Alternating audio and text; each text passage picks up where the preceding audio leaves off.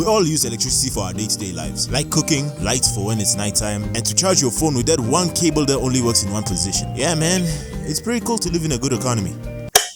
Until you remember you live in South Africa. Bro, you serious right now, bro? Yo, what's good, little bro? Hey, yo, what the fuck? Here in SA, we have a company called Eskom. And you guys outside of SA can't tell how much we hate this company with a passion. Because this company is the main and only electricity utility for the whole country. Again, main and only. And the way they run their business is by 1, generation. They operate the power station, mostly coal, some nuclear, but we're gonna get to that for a second. 2, transmission. They manage high voltage networks that moves electricity from power station to major substations. And finally, 3, distribution. They distribute power to municipalities, industries, and sometimes directly to households. Now, I'm sure you're wondering, okay, what seems to be the problem? Well, remember when I said the main energy source is mostly from coal for distribution of electricity? In the big 2025, where we're capable of taking solar energy from the flipping sun, why are we using black rocks? And what makes it worse is that coal makes up flipping 80% of the country's electricity. 80! But instead of investing on new renewable energy like solar power, wind power, geothermal energy, nuclear fusion, hydro-powered energy, or even fixing / coming up with new infrastructure, considering that most of our power stations are over 40 years old. Got them out here pushing LeBron numbers, bro. Just let them hang the jersey like, damn, my days. And due to corruption infecting almost the entire continent of Africa like a plague, just know that most of the money wasn't going where it's supposed to, especially during state capture under Zuma's run as president, whom for which sucked out government funds like Mia Khalifa in her prime, basically stalling any upgrades for the country. And due to that, the government owes Eskom billions, 107 billion to be exact, and it's estimated to increase the more they don't pay up, for which they're barely even doing, let's be honest. So yeah bro, we've been suffering for a while, and the only way this country doesn't look like a Mad Max movie, Eskom has to implement scheduled power cuts to maintain their power grids, which is called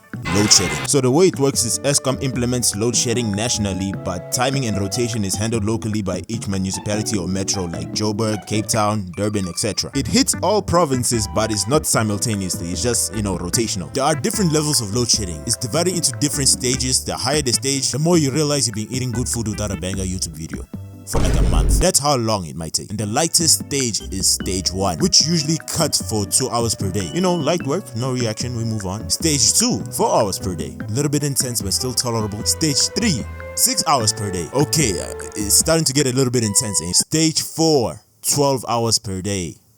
Nigga, what? Now from 5 to 8, it's chai. Stage 5, 12 to 14 hours per day. Stage 6, 18 hours per day. Stage 7 and 8, 20 plus hours per day. What? We're flying to Philadelphia! Oh, hell no! Hell no! Luckily enough, we never made it from 5 to 8.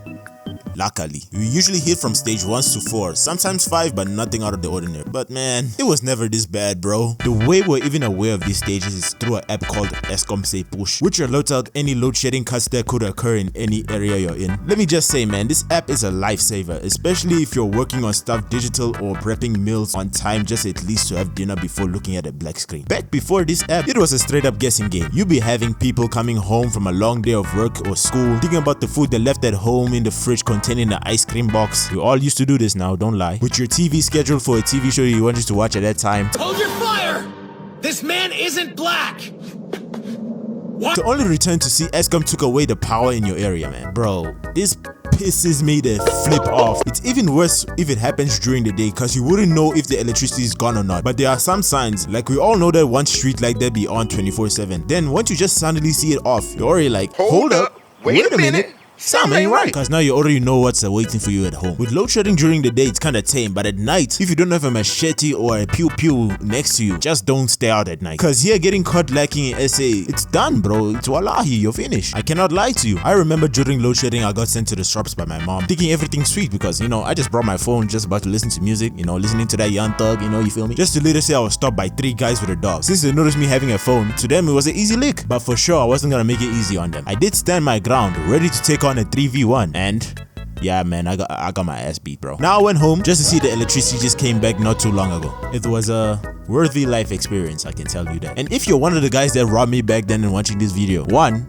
subscribe. 2, I'm sending 3 buff black men to all you down as we speak. Luckily there wasn't a knife involved, because at some point you just gotta learn to let it go, bro, cause that chrome hard jacket ain't worth your life, bro. Just let it be. Load shedding at night just really leaves a lot of opportunities for thieves to come inside your house, bro, so just be aware of that. And these just like the bits of pieces of inconveniences you gotta deal with when load shedding hits. Like for example, the people that drive during load shedding, I pray for you, bro, cause there be some drivers that be pulling off Fast and the Furious stunts thinking they're Vin Diesel, to only wonder why they see Paul Walker in that passenger seat, since load shedding cuts out every bit of electricity around the area, including street lights, robots, for which I don't know why we call them robots, but hey, whatever, it's robots. So just expect traffic or any type of inconvenience when it comes to driving during load shedding. I wish I can break this down more, but I don't have a car or a driver's license, so I can't speak for those that actually drive during load shedding. But for those that do, just comment down below and tell me how it's like. But the one that we can all relate to, especially for people that do their work on PCs, whether it be editing, beat making, or even making animations like me, just be in the zone, you know, trying to get this work done, only for ESCOM to take away your hard work like Hakimi's ex-wife. Like, this is enough to make a person dread their existence, cause you and me both know you weren't frequently saving that file as you're supposed to. Now you gotta be hoping for the stars that the file was saved, given with a 60 to 40% chance that the file is gone / corrupted or recovered, but now you gotta find the file in the backup file. And if it wasn't saved,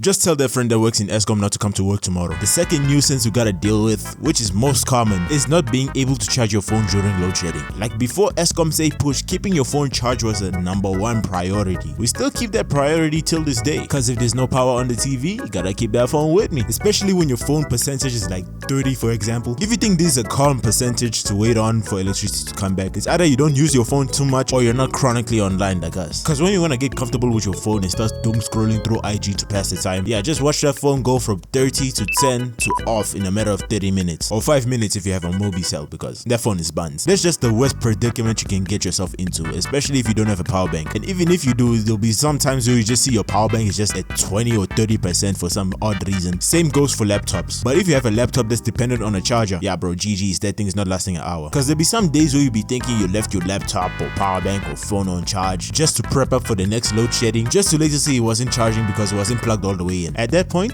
I'll be crashing out. The only way ESCOM is gonna stop me is if they give me a Latina queen, cause you and me both know that crash out was justified. But if you did properly charge your appliances, then congratulations, you have shitty connection. Once cell towers lose power, they either use batteries or spare generators, but most of the time that shit gets stolen. Since most home-built Wi-Fi's require electricity, once it's down, everybody's just gonna be switching to mobile network, which overloads the cell tower, making the signal weak or non-existent. And depending on the service provider you have, that thing might be gone for a long while. So if you had a vid that you thought of watching online, looking at that loading screen is gonna give you 2 things to be waiting for. If your house is filled with ingredients meant for cooking rather than just instant snackables like, you know, bread, biscuit, fruits, or anything of the sort, then your fate has been sealed. Now you gotta deal with the curse having to check the fridge 20 times, giving you the same level of delusion as the baby, dropping songs with the same flow expecting different results. We both know that doesn't work like that, bro. This also adds in the pain of coming back from school as a kid, just look inside the cabinet and just see bread and butter. While little baby was 4 pockets full, we were 4 slices away from starvation, cause nobody wanna be living like this. Coming home to an empty fridge was just a bad sign, knowing that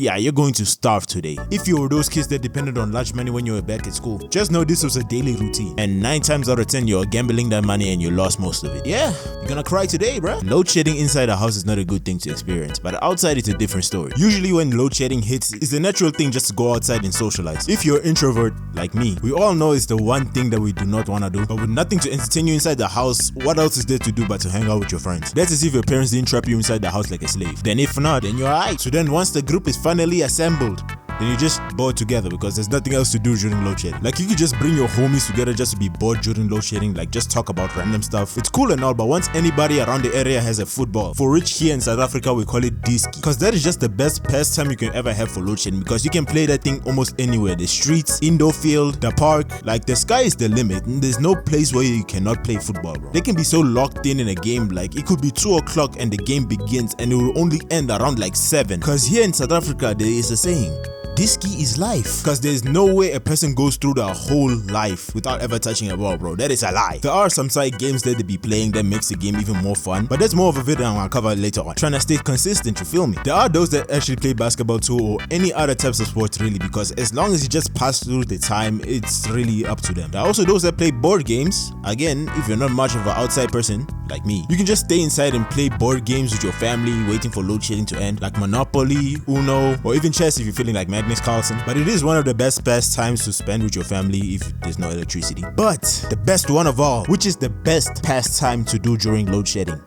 Just take your ass to sleep. There are times when load shedding might last longer than usual, but the thing that kind of makes it nice is just to get to spend time with your family during the darkness, because you get to slap your brother at the back of the head and you wouldn't know because you're too dark to see. Or just be chilling, just talking about random stuff. Like, you get to connect more with your family than you ever did when there was electricity around. Because due to us living in a digital age, we're mostly used to seeing TikToks and IG reels of guys loaning out Lamborghinis claiming to be theirs, or OF models claiming to be 18 but really she's just a divorced 45-year-old, or anything online just to keep us glued to our screens. So connecting with the family is kind of heartwarming and refreshing at the same time.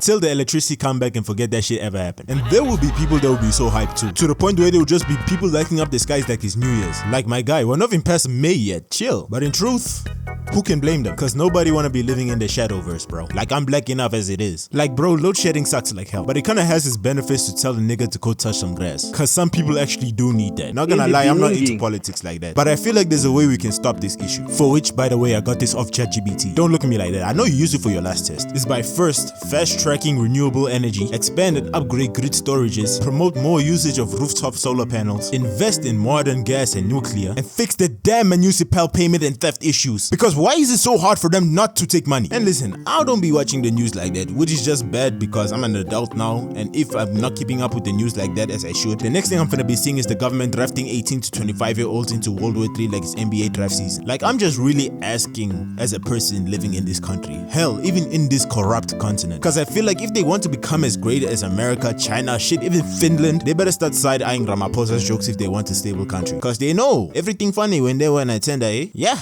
that's about it. Thank you for watching, and thank you for 25.6k subs, and thank you for 8 N's or N's, I'm sorry if I'm pronouncing your name wrong, from the super chat that you gave me. Thank you, I really appreciate it. And if you guys are willing to give out a super thanks, I'll be personally shouting you guys out as I did just now. So yeah, road to 50k ahead. Just like, subscribe, comment down below, and I'ma catch you guys up there. So, moral of the story. Bro, are you serious right now, bro? Yo, what's good, little bro? Hey, yo, who the fuck? Oh, you guys, this me right here.